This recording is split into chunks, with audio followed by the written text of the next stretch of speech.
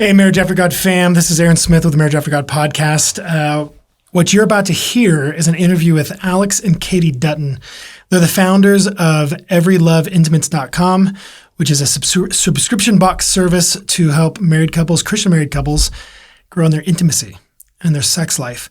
And so I got to have an awesome conversation with them. This couple loves the Lord and they love marriage, and they desire to just encourage us to be intimate, to be transparent, to have better communication about this subject in our marriages. And so this is the first interview that I've done on this podcast, and we're going to be doing a lot more interviews like this. So I pray that you enjoy this. I pray that it's a blessing to your marriage. So sit back and enjoy my conversation with Alex and Kadi Dutton. Hey, I'm Aaron. And I'm Jennifer. And we're the hosts of the Marriage After God podcast. Our desire is to help you cultivate a marriage that chases boldly after God's will for your life together. We want to invite you to subscribe to our show wherever you watch or listen. We are so glad you're here, and we pray that our discussion truly blesses you in your marriage. Welcome to the Marriage After God podcast.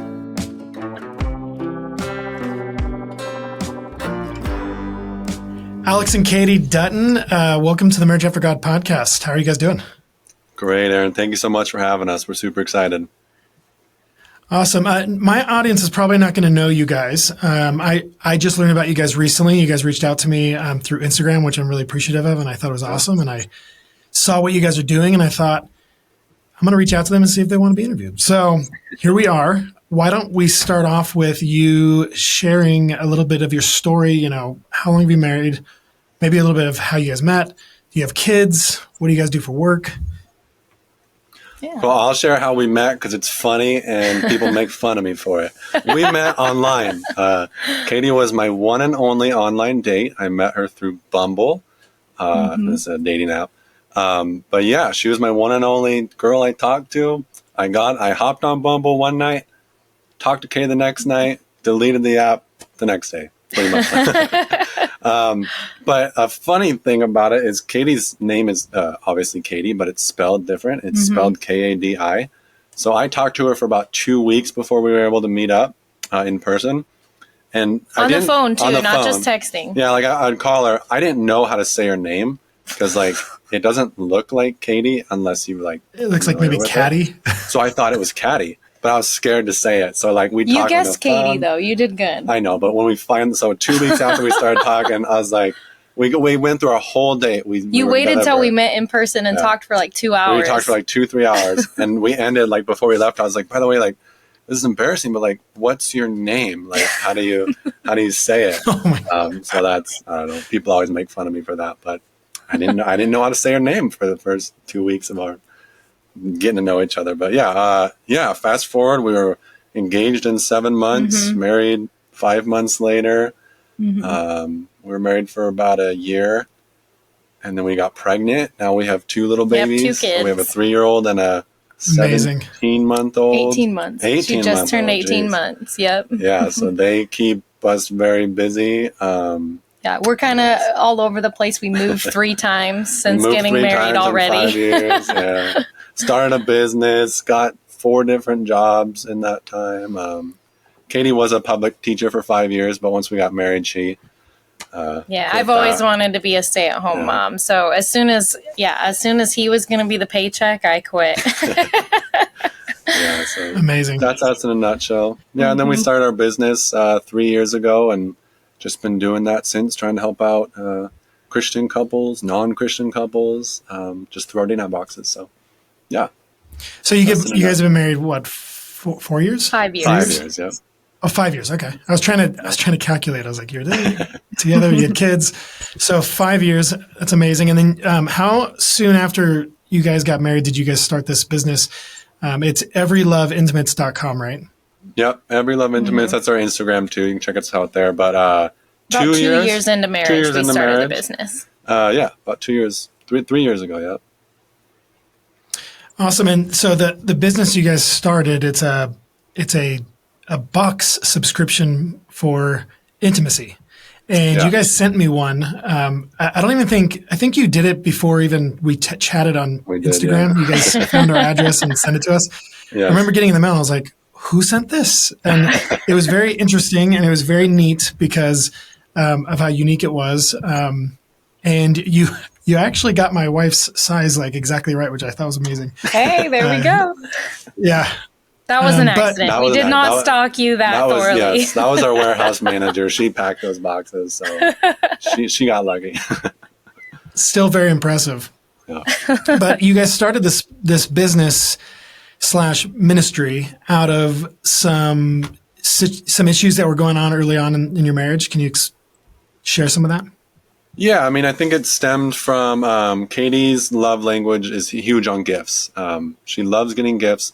When we first got married, she started asking me like, hey, can you buy us some lingerie or like just intimacy items she would ask about. And so I was like, heck yeah, like I want to do that. Like I want you to wear more lingerie. So of course I went to all the websites. I was surfing. Didn't really have a problem, at first with that. And I don't think I ever bought you anything because after probably 4 or 5 websites, I started getting a little convicted about what I was looking at, because even though Katie had asked me to do it, these websites were super, I don't know, explicit. Yeah, you guys know how they are. And I just didn't even think it through more of like, from a woman's perspective and not really talking it through with you beforehand. I just wanted a nice gift and then didn't realize kind of the internal battle that was going on there for you to honor our marriage. So that's kind of where the need stemmed from. He finally, like a year and a half into probably a year into marriage, said, hey, I don't feel comfortable looking at these sites. I don't want to get these emails. I don't want to have that temptation to compare anything or to see someone else in something that just kind of messes up kind of the marriage aspect of why we were wanting to buy the gift. And so I was like, well, hey, that makes perfect sense. Let's see if we can find, some resources where we could shop. And it was very hard to find. We wanted to learn more. I know a lot of people who have grown up in faith-based homes don't necessarily get much sex education either. And honestly, a lot of people in the world, the sex education that you get, even if you didn't grow up in a faith-based home, is horrible. So no one really comes into marriage with a good understanding, or very few people come into marriage with a good understanding of what sexuality should look like, and how that should impact your marriage for the glory of God and for the good of your marriage. And so we were kind of in that boat going, hey, we want to spice up our marriage. We want to pursue each other in this area. We want to get better at intimacy. We want to give each other gifts and plan sexy date nights, but we don't really know where to start. Everything we Google feels like, bachelor party or college break party. We want this to feel classy. We don't want to compromise our values as Christians. And Alex has always had a passion. God has always put on his heart to be an entrepreneur. So he's also a nurse. I'm unpacking everything, but his profession is a nurse right now, but he has always wanted to also be an entrepreneur. And in both of those fields, I see that creative aspect of helping other people and serving people. And so by providing, basically he had a heart for our marriage first and the struggle that caused of not having the resources we needed early on.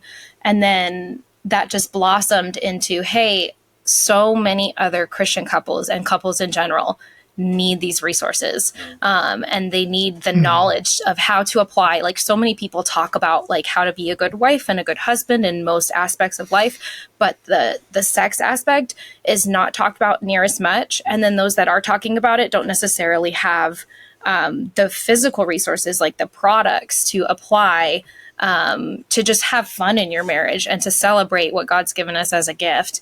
And that's kind of where the business was born, was from our own need, and then seeing that it just spread to all these other people who needed it too. So let's take a step back. You brought up how Katie, you were like, hey, I want gifts, and would you get me some lingerie? And these are things that you were considering. But before that, was there something that was going on just interpersonally in your relationship with sex and intimacy? Was there any discord? Was there any struggles? Was this something that everything was fine, but then you wanted to make it better? Or is it something that you felt was broken? You talked about not having much early education. Our parents probably didn't know how to do it very well. Real quick, how old are you guys? I'm 31. I'm 28. Okay. So you guys one generation behind me, and but even my generation, I feel like I didn't hear much about it. There was a lot of negative conversation about it pre-marriage of like sex is dirty, sex is sinful, sex is bad. But when you get married, sex is good and it's got to be perfect and it's going to work out. My wife and I actually struggled with sex early on. For 4.5 years, sex was it was not good. It didn't work. And so that caused a lot of issues for us. Was that something similar in your marriage that first 2 years? Was there a lot of confusion, a lot of struggle, a lot of frustration, or was it fine and you just wanted to make it better? You can be. Okay. I'm asking him permission to share something. Well, so yeah, definitely. I think, definitely from that perspective of like abstain and then all of a sudden the floodgates are open. To be perfectly honest, like Alex and I, we did not have like sexual intercourse before marriage, but we did kind of flirt around with some things that we shouldn't have done in our dating life. And like from the woman's perspective, once you understand sexuality in its fullness and intimacy, all of that is a part of God's design for intimacy that is supposed to be only within marriage. And so I think that did some harm to once we got married. The stuff that we had done before we were married felt very good for both of us, but he was like really, really holding out. And when we got married and we did include intercourse, it was like initially it was painful and uncomfortable for me. We didn't know how to like figure that out quite right away. And that for so many people, that's a big focus of sex is just getting straight to intercourse. Especially men. Yeah. Well, and just in general, that's kind of like the expectation that a lot of the media pushes and that people just kind of see if they don't have a lot of knowledge in that area. And so it went from, hey, we're doing, just a few soft things that both of us like that I really enjoy. So we both had pretty matched like desire for intimacy before marriage. And we were like setting a barrier like at a certain point. And then when we got married and everything was up for grabs, it caused me to really recoil. And so I think like gifts and fun stuff and like that aspect was kind of a way of me saying like, hey, I do want to work on this with you. And I want it to be in a way where I feel like before I understood like how we could be emotionally and physically on the same page, more in the bedroom. I think the gift aspect was more of like a safe way for us to still like walk our way into intimacy, without feeling like we were jumping straight for the areas where we were really struggling. Alex, do you feel like it sounds like you guys were like, if we want to talk about purity, right? If you weren't very pure before you were married, was there shame and guilt that came along with that? I would imagine when we walk in certain things, did you guys go into marriage looking back and feel shame and guilt from how you were before marriage, and did that trace into your marriage early on? I don't know. How do you? I wouldn't say shame and guilt. I mean, I think there was some regret and definitely repentance, and I think that effect of like the expectation of what sex would be, and then realizing that we still had so much work to do, and that I think things would have been a lot easier had we been educated more, and then had we completely drawn like a much harder line before marriage. Yeah, and I'll give you an example of like something that happened that we look back and go, oh man, that was tough. Our premarital counselor was amazing, but when it came to like setting up expectations with sex, the one thing we said, and this was the one question he asked, he said, what are your expectations like for frequency after you're married? Frequency. And it was just it was an awkward moment because we had not talked about that at all, and we should have looking back. And I said 4 to 5 times a week. And Katie bursts out laughing in our counseling session, and she goes 1 to 2 times a month. And our counselor goes, you guys should probably figure that out. And that was it. Like, and then we did not figure that out at that point. So I think that was like, expectations of frequency was, I would say, one of the biggest like hurdles for us to overcome in the first couple of years, which we're doing a lot better at now. But I think that's something a lot of people struggle with, especially with having different drives. And to go too much off on a tangent, it's the drive thing. I feel like people talk so much about like, oh, if I have a high drive or a low drive. So much of those, I do believe there's some, physical aspects to that, but so much of that is a label that boxes you in and limits your ability to just love your spouse and to be open to receiving and giving any type of physical, emotional, sexual affection. It does not necessarily, I don't think it necessarily helps in every scenario, because different seasons of your life as you go through, what am I thinking of? Menopause, as you go through, pregnancy, men age, as health issues, postpartum. All of these things are going to affect lots of different seasons. So many, and then just stressors in life and work. Is your marriage good on other areas? Are you, busy with your kids? There's so many things that happen that will affect even day to day where your drive is at. And so like kind of boxing yourself into those, and I don't know, I feel like that can cause a damper on things instead of just kind of going with the flow and checking in with your spouse regularly to figure out where you guys are at, what you need, and how you can, meet each other's needs there. Yeah. Yeah. And I would jump on that and say something we've learned, sorry to get so far ahead.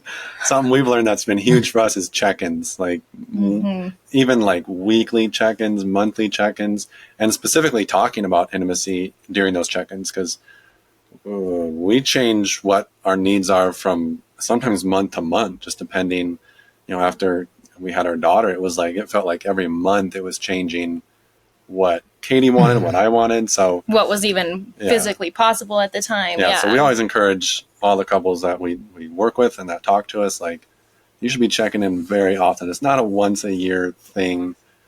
It should be like at least once a month thing where you just have it doesn't have to be a huge discussion, but just a quick, we have these 4 questions that we have couples go over once a month. But that's something we've learned that's been huge.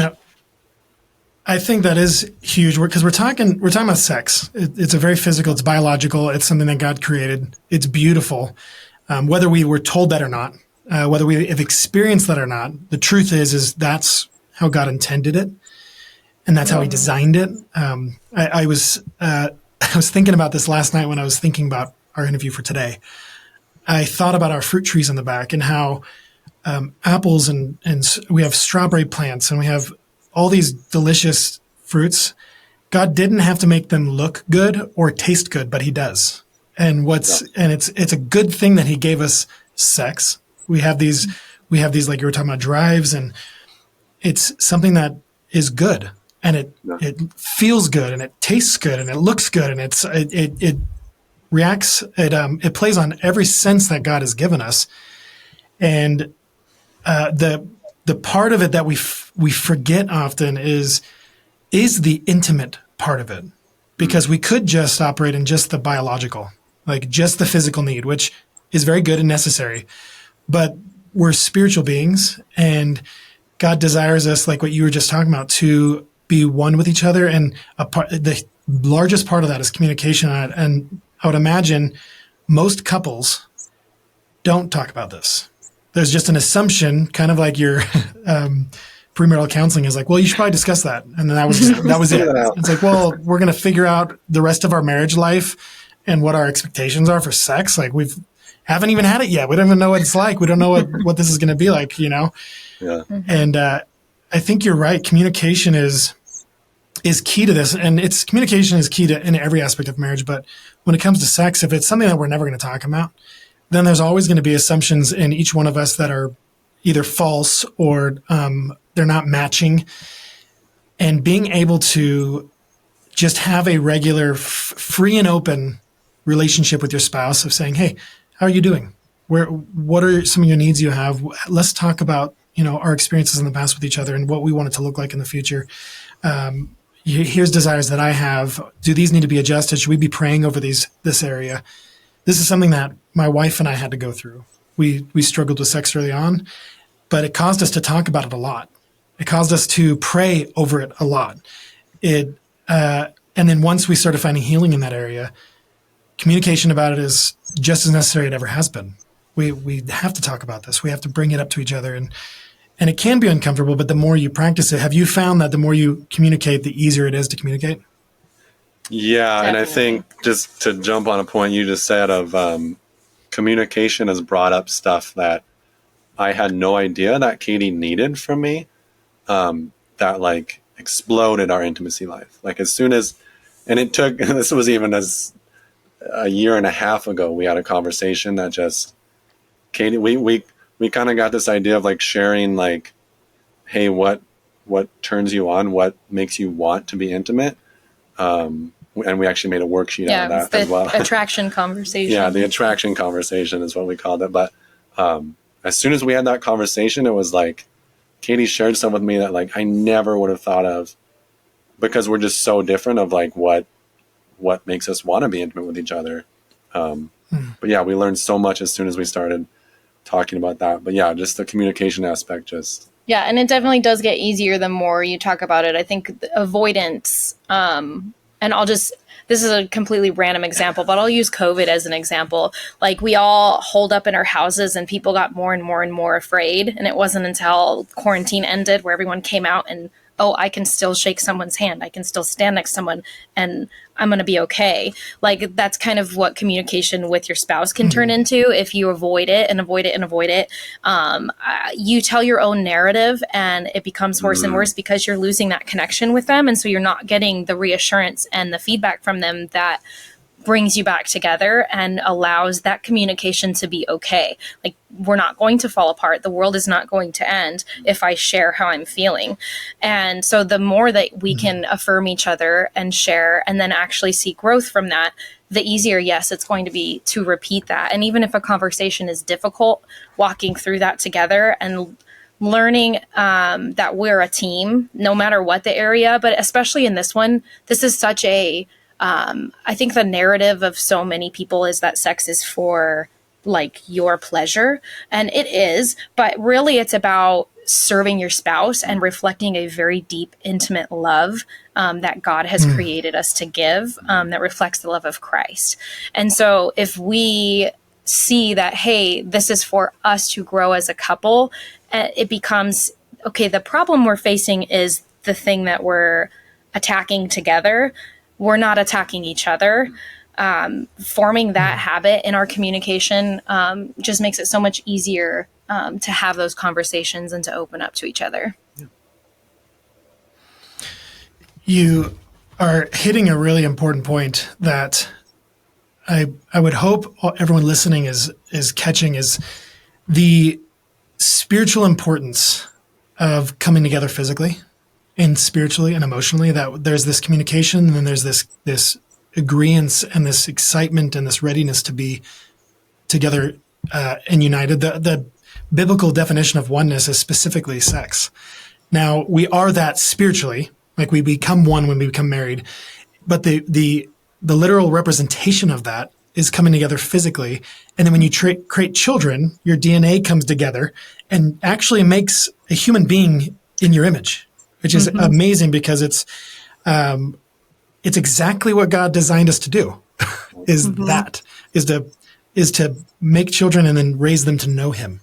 And what you're describing is this piece of marriage that is being attacked by the enemy, is being attacked by our own flesh, is being attacked by the world, and is being chipped away at and destroyed. In many Christian marriages, they could be healthy in every other aspect, and then if they're not healthy in this area, it's dysfunction and it's broken unity. It's lack of oneness on the deepest levels, the spiritual and the physical.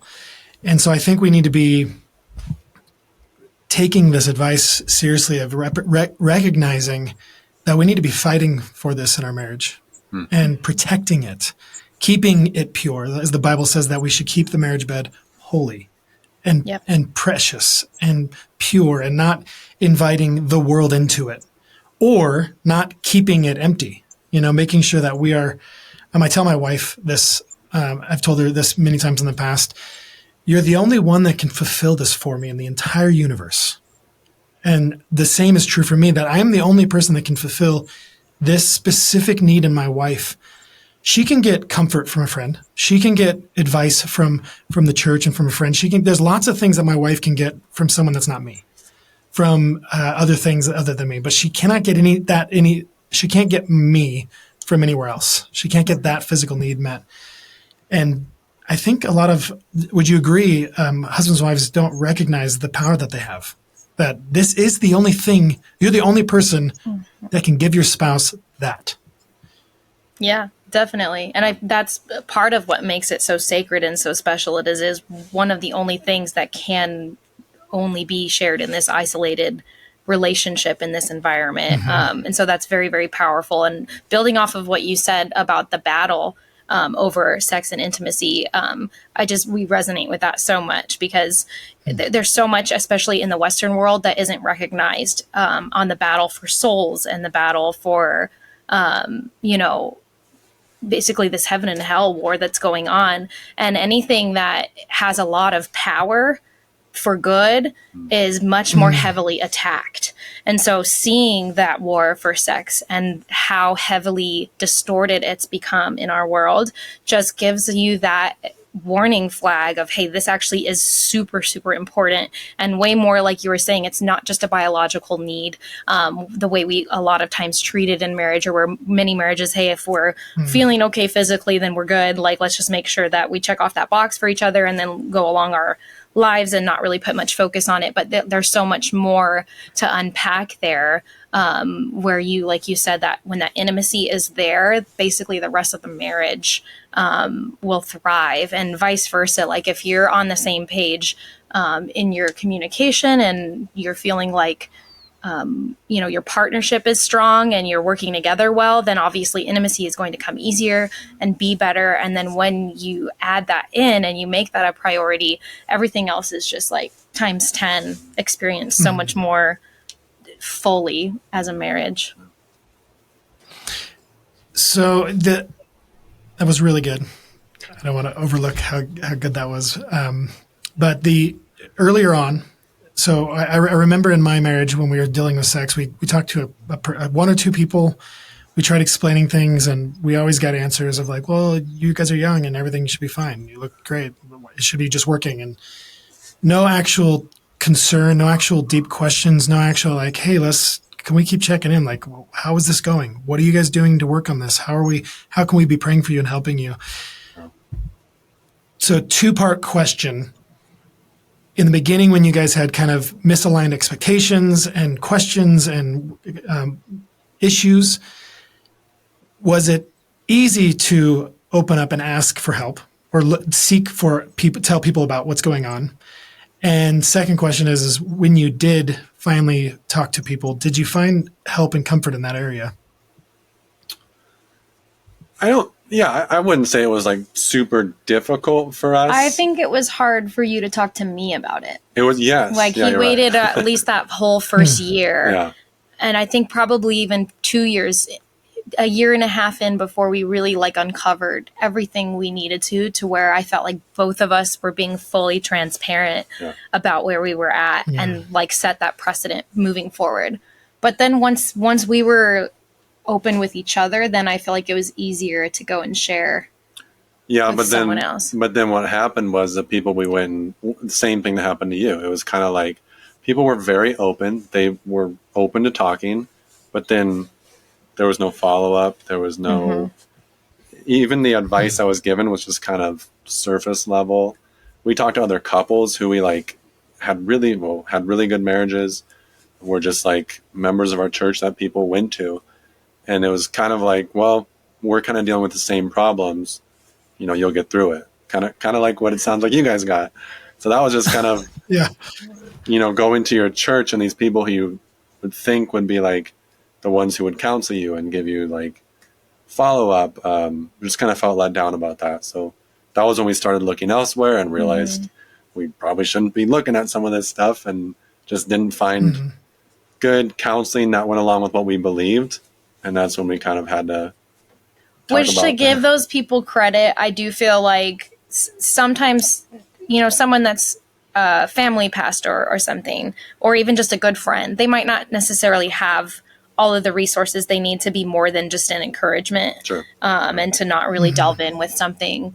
And I don't know that we necessarily, I feel like with the help that we did get and the research that we did on top of that, there are some things that can be handled just the two of us. Yeah. And a lot of that we solved, with like prayerfully and with some reading. And we have a few like great resources, like podcasts like yours, and some that were more specifically designed towards, no problem. Like geared towards like sex and like working through specific issues on those fronts. Like those are great resources without necessarily stepping into like, I don't think we were at the point where we ever needed to like go to therapy. But I also recommend going and talking to people before you get to the point where you actually feel like you need it. Cause usually you're kind of past a hard spot if you're already there. So, well, there's probably a lot of people listening that I don't want to say a lot because I don't know, but there's probably people listening that are probably in the midst of and have been for a long time sexual issues. And who knows why? There's a plethora of reasons we could be having struggles in our sexual life with our spouse. It could be self-induced sin, like stuff that we're dealing with and we're walking in and that's unrepentant. It could be past hurt and traumas. It could be physical things that are keeping us from being able to connect. Jennifer and I just did a podcast on how to keep intimacy alive during pregnancy because that's a real thing that happens. And you're like, oh, we can't do things the way we used to do things, at least right now. So there's people that are going to be listening and being like, well, that's great for you guys. It sounds like you guys early on, it was easy for you to talk about it. It was easy. You didn't have much, pain over the years that was accumulated. But I'm in this place where I have a lot of pain. I'm in this place where I'm angry. I'm in this place where I've never talked to my spouse about this or know how to talk to my spouse or you name it. How would we encourage them? Because it's important that they feel and believe that they can and should dig into this topic with their spouse. Yeah. How do we encourage them biblically through prayer, or what advice would you give to them to take that leap and start talking about it, no matter how hard it is? Yeah, we always encourage baby steps. For sure, especially if it's like something you've never talked about. And the easiest way we've been able to help couples like who are part of Everylove is to do like worksheets and stuff like that. Because I feel like when you have a worksheet, it's so much more comforting to know like, okay, these are some questions that are backed by sex therapists that we've, consulted with that they say are good to walk through. And that was actually one of like the hardest parts for us was like, feeling like we had to come up with some of this. It almost gives you permission to share. Yeah. And I would say I would preface that with any communication area, starting with like setting the environment and communicating your needs. So like if I'm the one that's nervous to come to Alex to talk about something, say, I'm not going to just like blurt it out after dinner while the kids are like, they ran into the other room for a second. And now they're kind of run back in and he's going to be like, okay, like you haven't said anything to me for 3 years. By the way, I just wanted to. Yeah. Like I'm going to make sure there's a time where, hey, it's not the middle of the night because we're exhausted and we're going to be a little delirious and we're going to say stupid things. Like I'm going to pick a time where I can be, maybe it's not a super public place. Maybe we're in our home, or like we send kids to grandma's if it's really serious conversation, like set the environment, go for a walk. Maybe a walk is a great, like walking together, just like relieving that stress and holding hands and feeling like we're moving together. There's so many things that God's created that give you the sense of being part of a team physically, which is great. But anyways, like starting there and then sharing, I think before you share anything big, sharing, hey, I feel like I need to share this with you. And right now I'm really hoping that we have at least like 5 or 10 minutes where we just kind of like support each other. I get a hug. I know that you still love me, or, hey, I really need advice on this right now. Or I'm like, hey, can you share what you're thinking right away? Kind of starting with that before you share can be huge because a lot of times your spouse might respond in the way they think you need, or they might just respond the way they naturally do. And if that's not what you were hoping for, that can just like set off a whole new conversation you have to recover from rather than a good conversation, and just simply sharing like, hey, would it be okay if I shared something with you and we just sat together and you told me you love me for a couple minutes before you share how you're feeling, or something like that. Something as simple as asking for that can be a complete game changer. And then going through, like the worksheet or the things that you felt like you needed to share. That's something we have learned recently. With Kadi being much more emotional than me in a lot of ways, we've in the last couple of months, to be honest, have kind of learned that phrase of before she comes and brings whatever is on her mind, she says, hey, I want to talk about something, and this is what I need from you right now. Because I always just try and fix it. I'm going to use that. That's what I do. Just let's fix it. That's what I do, and it doesn't work. Yeah, no, it doesn't work. And I don't know why it was so hard for me to figure that out. And it took Kadi saying, hey, I need you to just like lay in bed and hold me after this, or whatever, to respond in this, in this manner. Don't just try and fix it. Or I'm like a worrier. And so even with like small things, I'll get like very negative. Like he'll have an idea and then I'll list like 10 things about why it might not work.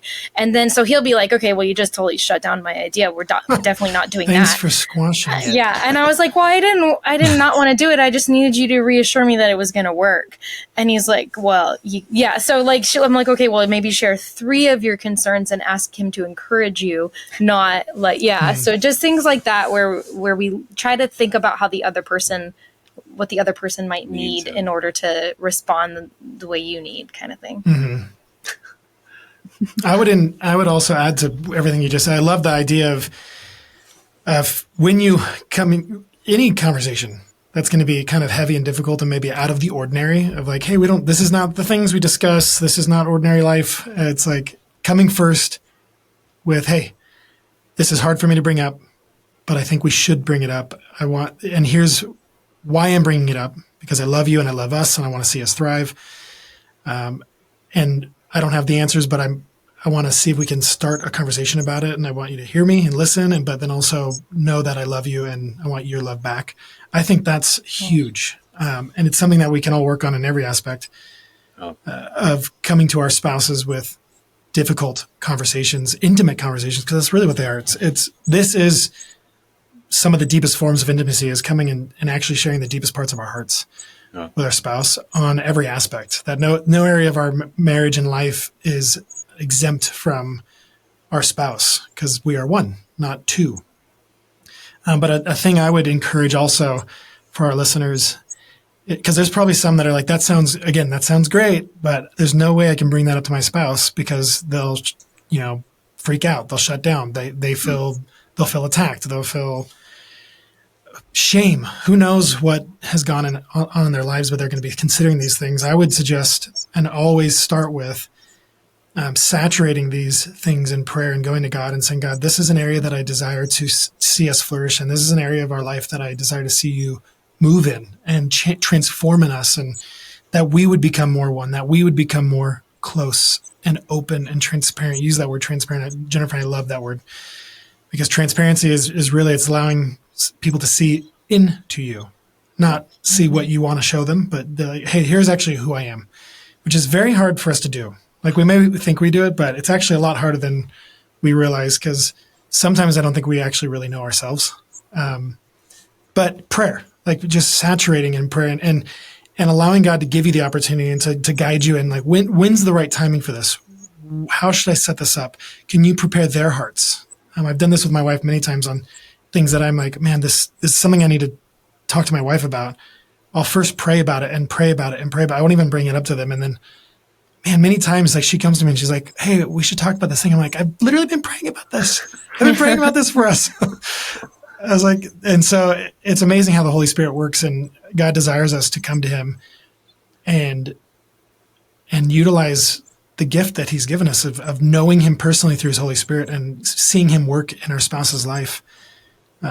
So that was really good advice. And I think we should all be practicing that as husbands and wives, being able to communicate better and get on the same page with those things. Yeah. Do you think Christians should be afraid to talk about this? Because I I think a lot of people are afraid of sex. They're afraid of the topic. It's taboo in the church. You're talking about like with others or with their spouse? Well, definitely first with their spouse, but yeah, like not that we should be vulgar ever, not that we should be inappropriate in our conversations, and we should be considering where those conversations are taking place, but communicating openly with close friends that love the Lord and are also married and can root you. What is the word? Root you on? No, encourage you and root for you. That's what it is. Yeah, there you go. And be in this fight with you. I think is that something that we should. When Jennifer and I started our ministry, we talked about sex, and she was afraid to do it. And we had a handful of people email us somewhere like, "How dare you ever talk about this?" And we weren't even saying anything like legitimately inappropriate. We used the word intimacy instead of sex. Like that's how sensitive we were to the topic. Mm-hmm. But we had people like berate us for wanting to be open about issues we were going through sexually. Should Christians be afraid of it? Like, or should we find a way to take it back and actually redeem it back to what God intended it for? I mean, absolutely. Yes, we should take it back and redeem it. And I think in regards to the being vocal about it, that was like, we were really scared when we first started the business because we knew we were going to have to talk openly on social media. You know, Katie even said, "I'm not doing that." And I respected that. Like, I understood. And what happened was we would do really, really little things. And then we started getting messages from people who were like, "Thank you. Like, thank you for talking about this. You have like seriously impacted my marriage and like our sex life." Mm-hmm. And we literally had a conversation one day, and Katie was like, "I feel like we have to share more because like these little things we're doing are actually having an impact on people out there." And that's when we just started kind of sharing openly, obviously in a very good way. I hope all the content we put out is beneficial and feels like it points our people who are watching us towards the Lord. But yeah, I think that's been huge, especially with Katie. Yeah, and I think the answer, should we be afraid of talking about it? No, I don't think there should be fear. I think it's normal to experience fear around something that we're used to covering up. And so that's like, that's what Adam and Eve did in the garden, right? Before sin happened, they were naked and unashamed. And that's literally like what we're talking about. There was full intimacy and there was no shame. And then sin happened and all of a sudden they're hiding in the bushes. And now God even clothes them because they need protection. Yeah. And so fear is natural when there's issues.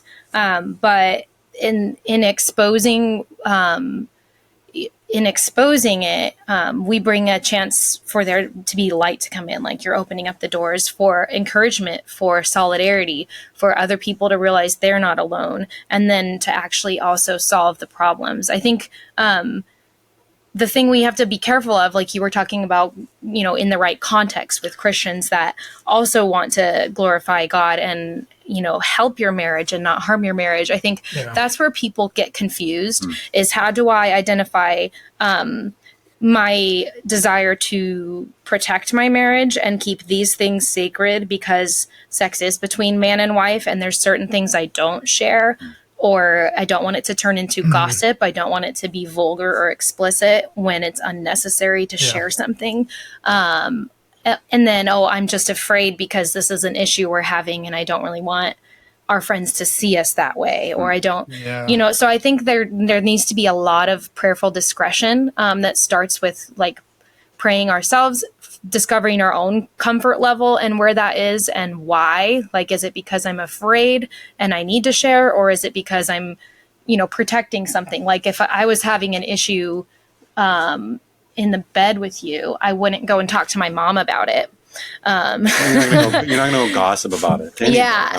I'm going to come to you first with how I'm feeling, and we're going to talk about it together. And if we feel like we need more support, then we're going to say, okay, what do we feel comfortable sharing that will actually benefit our marriage? And then let's go talk about it in the right context with the right people. So it does need to be guarded, but people are more like I can't go like this because people are listening. I'm putting my hands close. People want to keep their cards close to their chest way more than they're able to just lay them out on the table. And so I think just kind of know yourself and check that in you before you share. Yeah, and we encourage people to have a couple, whether it be from your church who can kind of mentor you, or you can hire marriage coaches now. They're everywhere, who you trust and who you as a couple feel you can go to with issues, once you've, set that precedent in your marriage. We've had couples who we go to with stuff that we share a lot more with than we would our parents or, And I will say I've talked to my friends, like you and I have talked to friends for encouragement about different areas in our relationship. And that is helpful and encouraging. But I would always go to your spouse first. Because sometimes what works for them is not really going to work. Like if I ask my friend Julie, say, for advice about, something, how do I handle this conversation with Alex? What worked for her and Gabe might not work for Alex and I, and what, like the way Alex needs to be received or the way I need to talk to him. Like I need to know him, and then we can share our story together as an encouragement or to be encouraged. But I think it should be us first. And I did want to say one more thing just about this subject, because I don't want people to misunderstand. I've spent my career in a prison. I'm a prison nurse, so it's a very rough crowd that I work with. And there have been times I've had to shut down conversations regarding, because people would just start sharing with me, and I've had to go, hey, like I don't want to hear about that. Like, and this, I'm not interested in that. Coworkers. But I've had to be like, hey, like I don't want to talk to you about that. Like, I've encouraged people, like, hey, go find a church who you can like find a mentor.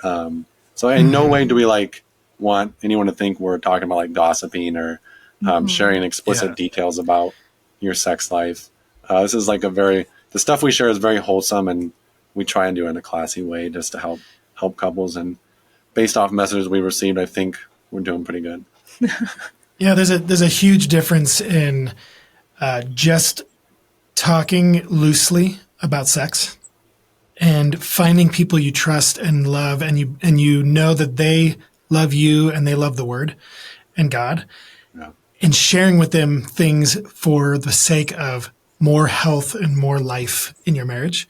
And it's a huge difference. It's not like you said, the vulgar or the explicit, the looseness of communication is much different than having a reverence for something and actually protecting that area of your marriage. And the only reason you're communicating and bringing it up is for the purpose of encouragement, growth, more intimacy, more health, not for any other reason than that. And so I appreciate that. There's an importance in protecting, like you mentioned before, this is a sacred thing between you and your spouse. And it's not something to be frivolously exploited and displayed for the world to see. That we keep it protected, and so that's important for us as husbands and wives to remember, but to not let our fears and anxieties and discomfort of talking about these intimate things stop us from seeking out counsel and help from, as the Bible says, a wise man surrounds himself with a multitude of counselors, people who are going to speak into our lives with wisdom and truth and the Word of God and love, and not surround ourselves with, like you said, there's people that are talking to you like, I don't want to, this is not appropriate to talk about right now. That's between you and someone else, not me. So there is a big difference, and I think we can navigate that as believers. Something that I really truly believe that Christians, but true believers in Jesus Christ, we should have the best sex. I agree I believe this. I think our relationships with our spouses should be the healthiest and the most beautiful. It doesn't mean that they always are. It doesn't mean that we are perfect. But that's something, there's nothing wrong with wanting to strive toward that. Mm-hmm. To want what God designed us for. To desire health in every aspect of our marriage, like that shouldn't be wrong to want. We should desire that. And I think the world should see us and they should be like, why are the Christians so much happier? Why are their marriages so much stronger? Why are they so much more content and fulfilled and satisfied with each other? And then we can be like, well, it's Jesus Christ. Like we have him, and he encourages us to walk a certain way and to desire certain things and to cultivate certain aspects of our lives in a specific way for the purpose of glorifying him. And so I don't think sex should be separate from that. And I think there's a lot of people that think it should be. I think it has no place, and it should be. It's a necessary evil, which is really sad to think about. But I think there's people that they see it as, and actually I think there's believers out there that see it as an unnecessary evil. They think, though, this shouldn't even be a thing, probably because of past hurt and trauma and things that have happened to them. And I just pray for those people right now that God would begin to heal them in that area, because Definitely. Yeah, I think our marriages would be much more powerful and strong the more unified and more one we are, in that if we had such a good biblical, healthy perspective of our physical, emotional, spiritual relationship with each other.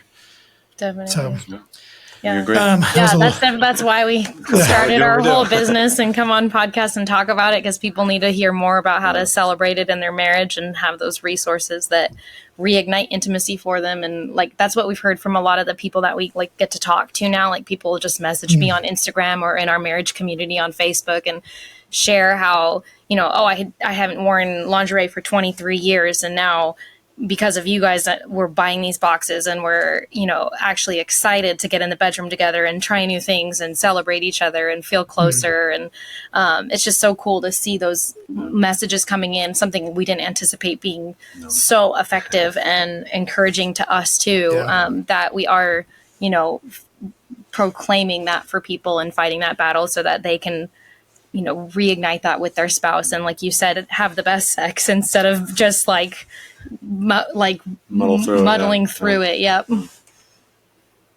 You use that word ignite intimacy, and you built a business / ministry. It's like you're trying to minister to couples in this way with this product.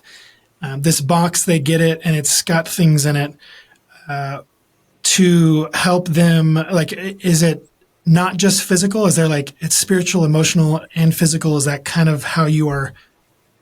Is it encompassed in these boxes and this that people yeah would get? So the products are definitely mainly geared towards the physical. So there's a piece of lingerie in every box, and there's a theme with every box, and 4 to 6 products that will cohesively unite that theme. And then, but we also include a virtual guide. And so on the virtual guide, there's a playlist. We're working on right now, we're in the works of prayers and a verse that goes with each box. So those will release soon. That's cool. And then there's activities and sexy scenarios. So we kind of give ways to use the products of how we kind of imagined a date night going. There's always at least 3.